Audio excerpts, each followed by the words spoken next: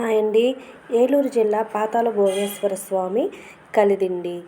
ఈ గుడి స్వయంభూ భోగేశ్వర స్వామి. చాలా ఫేమస్ టెంపుల్ ఇక్కడ.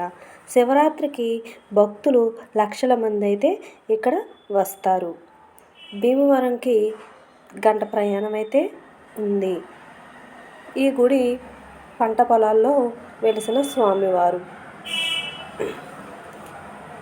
ఒక రైతుకి పంట దున్నుతుంటే మనకు స్వామివారు అయితే గడ్డపరకైతే తగలడం, అది ఒక చిన్న ముక్క కింద చీలడం అయితే జరిగింది.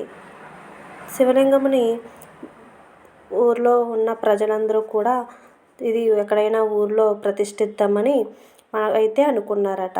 స్వామివారు కలలో కనిపించి నాకు కోడి కుయ్యని చోట రోకలపోటు వేయని చోట అయితే నన్ను ప్రతిష్ఠించాలని కోరుకున్నారంట.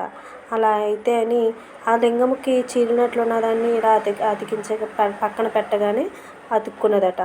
అతుక్కోవడంతో స్వామివారికి ప్రత్యేక పూజలు చేసి ఒక పంట పొలాల్లో ఈయన్ని ప్రతిష్ఠించారు.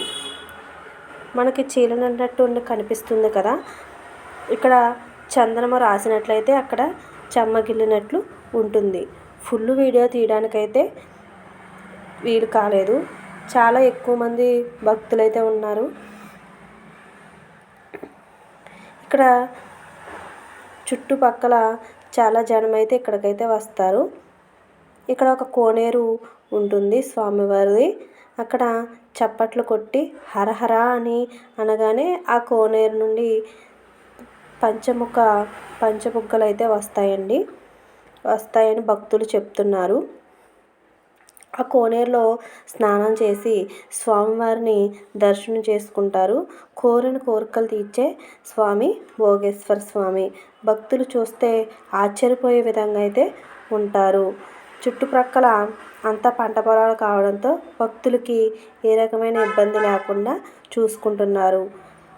అన్నదానానికైతే ఏ వర్గానికి చెందిన వారైతే ఆ వర్గానికి సంబంధించి ఇక్కడ ఏర్పాట్లు చేసుకున్నారు. ఓం నమః శివాయ.